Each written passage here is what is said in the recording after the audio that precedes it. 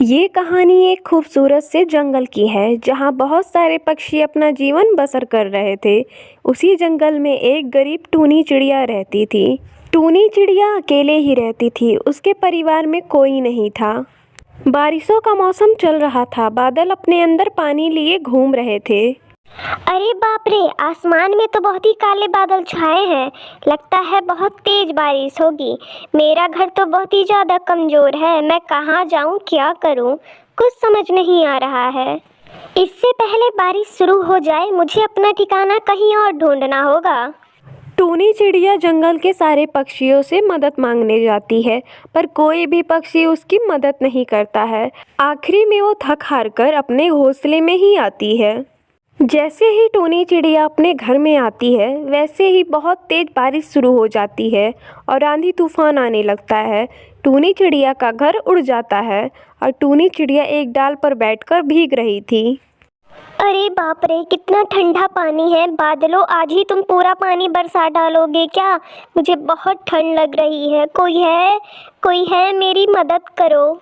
बारिश और तेज हो गई। बारिश रुकने का नाम नहीं ले रही थी और जंगल का कोई भी पक्षी टूनी चिड़िया की मदद नहीं कर रहा था। तभी टूनी चिड़िया के पास एक उड़ता हुआ बादल आता है। टूनी चिड़िया बादल को देखकर कहती है, अरे बाप रे, ये बादल तो मेरे पास ही आ गया। अरे चिड़िया बहन, आपको मुझसे डरने की ज़रूरत नहीं है। मैं तो ऐसे ही आसमान में उड़ रहा था तो आपको बहुत देर से देख रहा था कि आप ऐसे ही पेड़ की डाली पर बैठकर भीग रही हो, तो मैं आपके पास चला आया। आप क्यों ऐसे भीग रही हो? वो क्या है ना बादल भाई, इस बारिश और आंधी तूफान की वजह से मेरा घोंसला टूट गया और मेरे पास सर छुपाने के लिए कोई जगह नहीं है। अरे चिड़िया बहन, अगर आप इसी तरह भीगती रहीं तो आप बीमार पड़ जाएंगी। इस जंगल में तो बहुत सारे पक्षियों के घर हैं, आप उनमें से किसी के घर चली जाइए। अरे बादल भैया, मैंने इस जंगल में सारे पक्षियों से सहायता मांगी पर किसी ने भी मेरी सहायता नहीं की। अरे चिड़िया बहन, मैंने तो इस जंगल में सुना था कि पक्षियों के दिल में प्यार और स्नेह है, सभी एक दूसरे की मदद करते हैं। अरे बादल भाई, समय के साथ हर चीज बदल जाता है। चिड़िया बहन, आप मजबूत लकड़ियों से अपना घर बना लीजिए ताकि बरसात से आपको कोई भी परेशानी ना हो।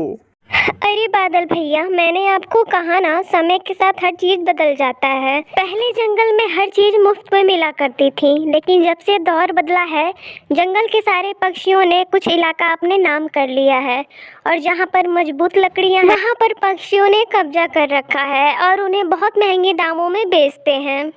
क्या जंगल में इतने सारे बदलाव आ गए? तो अब आप क्या करोगी चिड़िया बहन? अपना घर कैसे बनाओगी आप? बादल भाई, लगता है मेरे भाग्य में यही लिखा है। बचपन से लेकर आज तक मेरा कोई सहारा नहीं था और ना ही किसी ने मेरा हाथ थामा। लगता है जीवन ऐसे ही कटेगा। चिड़िया बहन, मुझे आपको इस हालत में देख के बहुत तकलीफ हो रही है। आप ऐसा करिए, अपना घोंसला आप मेरे ऊपर ही बना लीजिए। ये कैसे संभव है बादल भाई? संभव है चिड़िया बहन, मैं आपके लिए लकड़ियाँ इकट्ठा करता हूँ और आप मेरे ऊपर अपना घोंसला बना लीजिए। इससे आप बरसात से भी बची रहेंगी और आपको गर्मी भी नहीं लगेगी और मुझे बहुत अच्छा भी लगेगा और हम दोनों का साथ भी हो जाएगा, एक दूसरे का सुख दुख बांटेंगे और खूब मस्ती करेंगे। चिड़िया के दिल में एक उमंग जाग उठती है। वो बादलों के ऊपर एक एक लकड़ियाँ रखती जाती है और टूनी चिड़िया का घर तैयार हो जाता है। टूनी चिड़िया उस घर में रहने लगती है। बादल चिड़िया को आसमान की ओर लेकर उड़ जाता है। चिड़िया बहन, कैसा लग रहा है आपको बादलों के घर में? सच कहूँ तो बहुत मज़ा आ रहा है। आपका बहुत बहुत धन्यवाद बादल भाई, जो इतना सब कुछ आपने मेरे लिए किया। फिर वो लोग खुशी खुशी से रहने लगते हैं।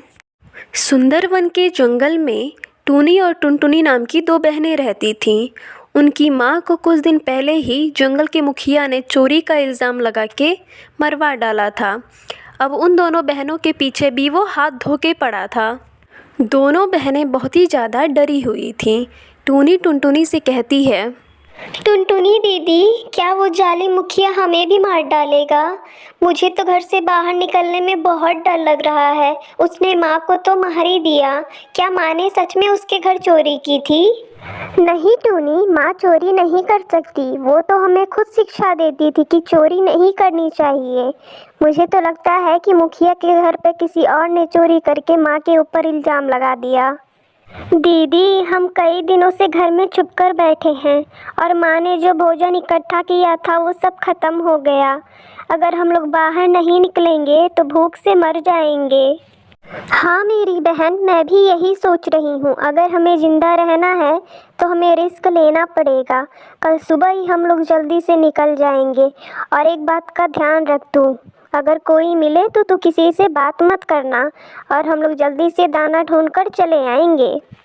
अगली सुबह होते ही दोनों बहनें भोजन की तलाश में निकल जाती हैं, लेकिन कालू कौवा और उसका दोस्त उन्हें पकड़ लेता है और कहता है, ये रही दोनों बहनें, चलो अब इन्हें मुखिया जी के पास ले चलते हैं। मुखिया जी हमें अच्छा इनाम देंगे और उन अच्छे इनाम से हम लोग पार्टी करेंगे। नहीं नहीं कालू अंकल, हमें छोड़ दो। हमने आपका क्या बिगाड़ा है? चुप रहो तुम दोनों। तुम्हारी माँ ने इस जंगल में चोरी की है और वो अपराधी थी। तुम लोग अपराधी की बेटी हो और अपराधियों का इस जंगल में कोई काम नहीं। कालू कौवा और उसका दोस्त दोनों बहनों को मुखिया के पास ले जाते हैं। मुखिया जी, ये रही उस चोरनी की दोनों बेटियां। इन दोनों को पकड़कर तुमने बहुत अच्छा काम किया है कालू। तुम जाओ, इन दोनों बहनों को मार दो जान से और आकर अपना इनाम ले जाओ। दोनों बहनें बहुत ही ज़्यादा रो रही थीं, पर किसी को भी उन दोनों पर दया नहीं आ रही थी। कालू कौवा उन दोनों को जान से मारने के लिए ले जाता है, लेकिन दोनों बहनें उसके चंगुल से छूट जाती हैं। टूनी जल्दी भाग, नहीं तो ये जालिम फिर से पकड़ के हमें माँ की तरह जान से मार देगा। दोनों बहनें अपना जी जान लगाकर बहुत तेज़ी से उड़ती हैं और एक सुनसान से जंगल में जाकर पहुंचती हैं, जहां पर ऊंचे ऊंचे बांस के पेड़ थे। दीदी, अब मैं बहुत ज़्यादा थक चुकी हूँ। अब मुझसे नहीं उड़ा जाता। थकी तो मैं भी हूँ टूनी। चल थोड़ा सा आराम करते हैं, फिर उसके बाद ऊंची उड़ान भरेंगे। दोनों बहनें एक पेड़ पर आराम करने लगती हैं। धीरे धीरे दोपहर हो जाता है और दोपहर से शाम। दीदी उठो, देखो शाम हो रही है। दीदी उठो ना, देखो शाम हो गई। अगर हम इसी तरह बैठे रहेंगे तो कोई जानवर आके हमें खा जाएगा। टूनी, आगे उड़ने की मेरी थोड़ी सी हिम्मत भी नहीं है। तू रुक, मैं अभी कुछ सोचती हूँ।